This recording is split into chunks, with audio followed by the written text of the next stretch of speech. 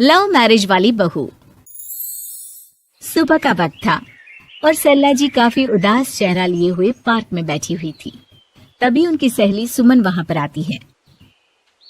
क्या हुआ सरला जी, आज मॉर्निंग वॉक करने का इरादा नहीं है क्या?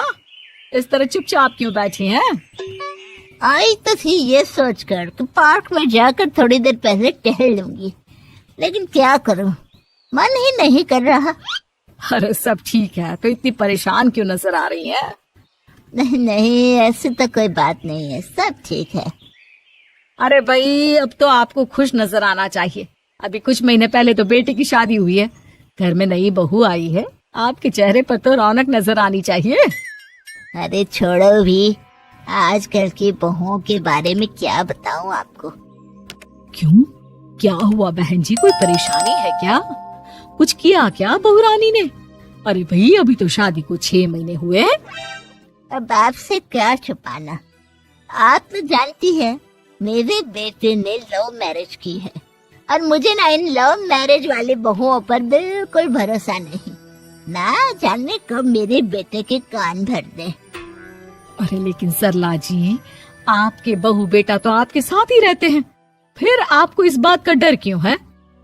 पता नहीं क्यों बहन जी, अभी तो मुझे अपनी बेटी दीपाली की भी शादी करनी है। बस इसी बात को सोचकर परेशान रहती हूँ। ये लव मैरिज वाली बहू पता नहीं कितने दिन परिवार में एडजस्ट कर पाएगी। कल को अगर बेटे को लेकर दूसरी जगह चले गई तो क्या होगा? अरे हाँ, याद आया, दीपाली तो दिल्ली में नौकरी करती है ना? हाँ हाँ, बहुत अच्छी नौकरी लगी है उसकी। और आप किसी से कहना मत, अपने ऑफिस में साथ में काम करने वाला कोई लड़का उसे बहुत पसंद है, बता रही थी मुझे। लेकिन अभी तो आप कह रही थी कि आपको लव मैरिज और इन सब में भरोसा नहीं है। अरे तो क्या हुआ, जहाँ बेटी खुश रहे वहीं मैं खुश हूँ। और वैसे भी बेटी को तो दूसरे घर जाना है, वो लोग जाने और उनकी बहू जाने, मुझे तो बस अपनी बेटी का ब्याह करना है। अच्छा अच्छा, ठीक है ठीक है, जैसी आपकी मर्जी।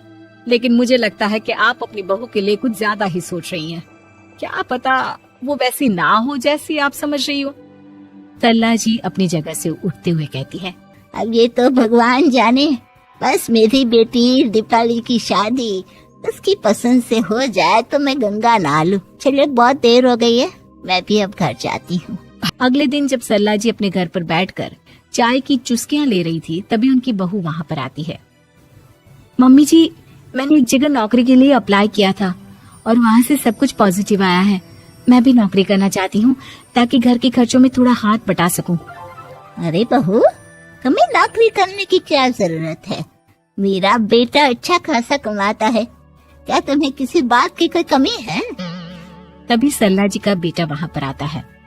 नहीं माँ, उसे किसी बात की कमी नहीं है, लेकिन वो इतनी पढ़ी लिखी है और अगर नौकरी करना चाहती है तो हमें उसे नौकरी करने देना चाहिए। कुछ पैसे घर में आएंगे, हम सबकी मदद हो जाएगी। तुम तो ऐसे कह रहे हो बेटा जैसे ये घर तुम्हारी पत्नी की कमाई पर ही चलता है। अरे नहीं नहीं मम्मी जी, इनके कहने का ये मतलब नहीं है, बस मेरी ही नौकरी करने की इच्छा थी, इसलिए आपकी परमिशन चाहते हैं। अब भाई, मेरा बेटा तुम्हें लव मैरिज करके घर में लाया है, मैं तुम्हें कुछ कैसे कह सकती हूँ? जो मर्जी आए करो। सरला जी का बेटा और बहू वहाँ से चले जाते हैं। अब उनकी बहू नौकरी करना शुरू कर देती है। कुछ ही दिन बाद सरला जी की बेटी दिल्ली से अपने घर आती है और अपनी माँ से कहती है, माँ, मैंने आपको बताया था ना, मुझे अपने ऑफिस में साथ काम करने वाले एक लड़के से बहुत प्यार है, मैं उससे शादी करना चाहती हूँ। माँ, हाँ हाँ, तो मैंने कब मना किया? अगर तुम उसे पसंद करती हो तो उसके घर वालों को कहो, हम आपस में बात करके तुम्हारी शादी तय कर देते हैं। अरे लेकिन माँ, एक बहुत बड़ी परेशानी है। क्या परेशानी है बेटा? माँ, वो लड़का बहुत अच्छा है, लेकिन कुछ ज्यादा ही पैसे वाले घर से उसके माँ बाप। उन्हें मेरे और उसके रिश्ते से वैसे तो कोई परेशानी नहीं है, लेकिन वे चाहते हैं कि शादी 5 स्टार होटल में हो। अरे ऐसे कैसे, हम तो मिडिल क्लास लोग हैं, हमारे लिए 5 स्टार होटल में शादी करना कोई आसान काम थोड़ी ना है। लेकिन माँ, मैं क्या करूँ? मैंने उनसे बात करने की बहुत कोशिश की, बस एक इसी जगह बात अटक गई है। साफ साफ कह दो बेटा, शादी करनी है तो ठीक है, लेकिन ये 5 स्टार में शादी करने वाली शर्त मैं नहीं मान सकती। अरे कैसी बात कर रही हैं आप मम्मी जी। अगर दीपाली को कोई लड़का पसंद है तो हम उनकी शादी के लिए पूरी कोशिश करेंगे, और अगर बात पैसों की है तो कोई परेशानी नहीं है। हाँ हाँ, तुम्हें तो बस बहुत आसान लगता है सब। तुमने मेरे बेटे से इतनी आसानी से शादी कर ली, सारे काम उतने आसानी से नहीं होते, समझ में आया? हर काम करने में पैसे लगते हैं। लेकिन माँ, मैं उस लड़की को बहुत पसंद करती हूँ। सही बात है बेटा, लेकिन तुम उस लड़के से साफ साफ कह दो, अगर उसे तुमसे शादी करनी है तो अपने घर वालों को मनाए। अगर नहीं मना सकता तो तुम दोनों अपनी गृहस्थी अलग से कहीं सेट कर लो।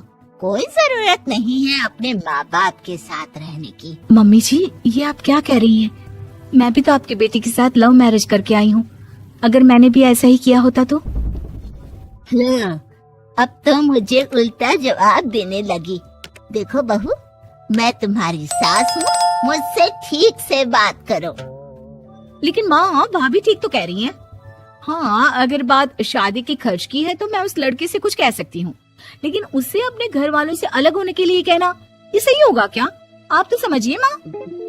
और वैसे भी मम्मी जी, मैंने कुछ महीने पहले जॉब करना शुरू कर दिया था और अपनी पूरी सैलरी बचा कर रखी है। आप चिंता मत कीजिए, मैं दीपाली की शादी में कोई कमी नहीं होने दूंगी। तुम अपनी सारी तनख्वाह मुझे मेरी बेटी की शादी का खर्च करने के लिए दे दोगी? हाँ माँ, मैंने भाभी को पहले ही सब कुछ बता दिया था और वो इस बारे में सब कुछ जानती थी, इसीलिए उन्होंने पहले ही नौकरी करनी शुरू कर दी ताकि मेरी शादी धूमधाम से हो सके। तभी सरला जी का बेटा वहाँ पर आता है। देखा माँ, जैसा हम हर समय समझते हैं वैसा होता नहीं है। आपको लव मैरिज करने वाली बहू से नफरत थी ना, लेकिन अपनी ही बेटी की लव मैरिज पर आपको कोई एतराज नहीं था। ये तो गलत बात है ना। हाँ बेटा, सही कह रहे हो तुम। बहू, मुझे माफ कर दो, मैंने तुम्हारे बारे में गलत सोचा।